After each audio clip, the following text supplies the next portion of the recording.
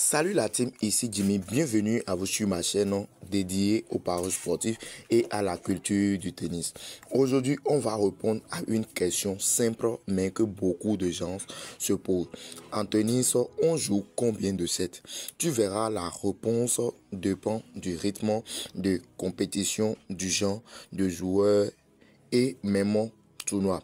D'accord? Donc, il reste bien jusqu'à la fin parce que je vais aussi te donner une astuce bonus pour parier intelligemment sur les sets avec mon code promo que tu vois déjà sur mon écran. Cette code promo est disponible sur OneXBet, BetWinner et Melbet. Alors, pour commencer, on va d'abord commencer par l'explication de base. Qu'est-ce qu'un set? Avant de parler du nombre de sets, il faut comprendre ce qu'est-ce qu'un set en tennis. Un set, c'est une match, le joueur qui gagne 6 jeux ou game avec au moins 2 jeux d'écart remonter le set. D'accord? Par exemple, s'ils font 6-4, le set est fini. S'ils font 6-5, on continue. Il faut 7-5 pour le gagner, le set. Et s'il arrive à 6-6, on joue un petit break, une sorte de mini-match pour départager. Ou un peu. Donc, un match de tennis se compose de plusieurs sets qu'il faut gagner pour remporter le match complet. D'accord? Donc, vous devez savoir qu'on a deux types de tennis qui se jouent. Il y a le tennis pour les hommes et pour les femmes. Alors, je vais vous expliquer d'abord chez les femmes. D'accord? Donc, suivez attentivement la vidéo. Donc, chez les femmes, que ce soit en WTA, ITF ou Fed Cup, les matchs se jouent en 2 sets gagnants. D'accord? Ça veut dire que la première joueuse qui gagne 2 sets remporte le match. Donc, un match féminin peut avoir au maximum 3 sets au total. D'accord? Et par exemple, ici, comme vous pouvez voir sur mon écran, j'ai quelques images ici que je peux vous présenter sur les femmes. Voilà, premièrement d'abord, prenons l'exemple de cette match, Aneta contre Sarah Belgilek. Regardez, ils ont fait dans cette match, ils ont joué 2-7. Ou un peu, ils ont joué 2-7, ils ont fait 2-6 et puis 2-6. Donc le score, ça va 0-2. D'accord? Prenons encore cet exemple de cette match ici. Et Katerina contre Jessica, comme je vous ai dit, ils font 2-7 et aussi ils font souvent 3-7. Donc pour 3-7, voilà ce qu'ils ont fait ici. Ils ont fait 5-7, ils ont fait 6-3 le score. Ils ont fait 5-7 pour le score, ils ont fait 6-3 pour le score et puis ils ont fait 3-6 pour le score. Alors le score est revenu à 1-2. Donc dans cette match ici, ils ont joué combien de 7? 3-7 comme je vous ai montré. D'accord? Et comme vous voyez déjà sur mon écran, voilà exactement ce qu'ils ont fait. Alors, c'est ce format qu'on retrouve aussi dans la plupart de tournois ITF. D'accord? Donc ça se trouve comme ça. Donc maintenant, prenons l'exemple sur les hommes, parce que je viens de vous expliquer sur les femmes comment cela se passe. Maintenant, on prend d'abord le cas chez les hommes. Les amis, si tu suis cette vidéo avec moi actuellement, je vais te demander de me laisser un petit pouce bleu, abonne-toi et active à la cloche de notification pour ne pas rater mes prochaines vidéos à venir. Parce que tout ce que toi tu veux savoir, je vais toujours te l'expliquer sur ma chaîne ici. Je vais te donner ça gratuitement sans rien prendre chez toi.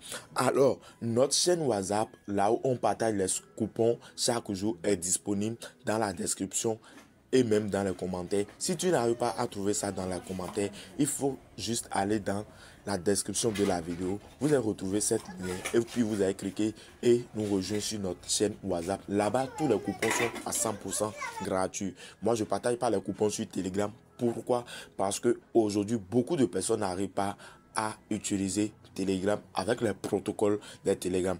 Donc les amis, suivez attentivement l'explication chez les femmes. Maintenant, excusez-moi, chez les hommes. Maintenant, parlons des hommes. En ATP, dans la plupart des tournois classiques, c'est exactement la même règle. D'accord? Donc, 2-7 gagnants. Alors, donc, un match peut finir en 2-0 ou 2-1. Et comme vous pouvez voir sur mon écran ici, j'ai cette image de l'événement de Zizou contre Novak. Ils ont joué 2-7. et puis le score est revenu à 0-2. Regardez correctement, ils ont fait 3-6 et puis 5-7. Vous voyez un peu, ils ont fait 3-6 et puis 5-7 et le score est revenu à 0-2. D'accord? Donc, mais les amis, il faut beaucoup faire attention car il y a une grosse exception dans les événements de tennis chez les hommes. Dans certains événements, comme dans les grands chelems, Roland Garros, Wimbledon et US Open et Open d'Australie, les hommes jouent en 3-7 gagnants. Ou un peu.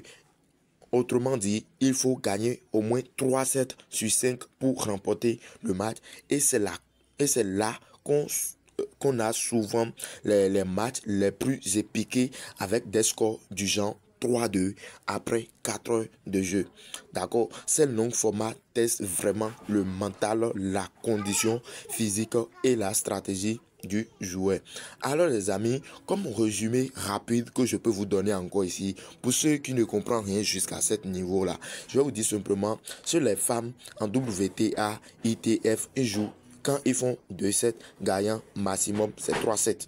D'accord? Chez les hommes, ATP classique, 2-7 gagnants maximum 3-7 et l'événement est terminé. D'accord? Et Grand Chelem homme, 3-7 gagnants maximum 5-7. Je me souviens un peu. Et je vais vous dire simplement, ce tennis est différent du tennis de table. D'accord? Pour les tennis de table aussi, je vais encore revenir ici pour vous expliquer comment faire pour distinguer combien de sets ils ont joué dans les événements. On revient encore à ce sujet-là. Je vais vous expliquer ça parce que je ne veux pas que ma vidéo soit trop longue. Est-ce que je me souviens un peu? Donc voilà. Donc je vais vous dire simplement et voilà pourquoi certains matchs durent 1 heure tandis que d'autres peuvent durer plus que 4 heures. D'accord? Tout dépend du format du tournoi. D'accord? Et donc ici maintenant, comme l'astuce que je vous ai réservée, parce que je vous ai dit au début de ma vidéo que j'ai une très bonne astuce que je vais vous donner avec mon meilleur code promo à la fin de cette vidéo.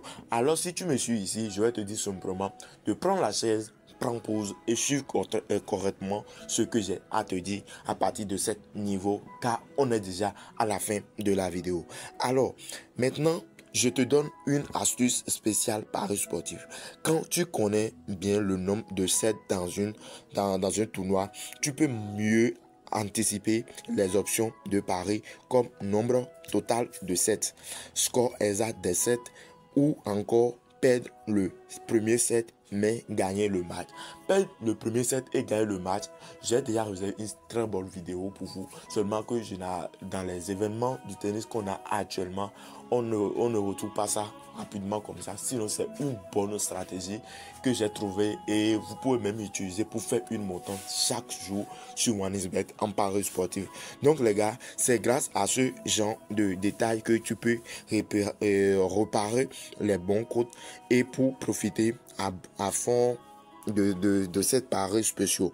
Alors n'oublie pas de t'inscrire avec mon meilleur code promo que tu vois déjà sur mon écran ici, que ce soit sur OneXBet, BetUnion ou Melbet. Ce code te donne jusqu'à 130% de bonus sur ton premier dépôt et te permet d'accéder à toutes les options de paris comme les pros. Mec, un like et si tu as appris quelque chose, abonne-toi pour plus d'astuces sur le tennis et les paris intelligents. Et dis-moi en commentaire quel est ton joueur préféré capable de gagner un match en 5-7.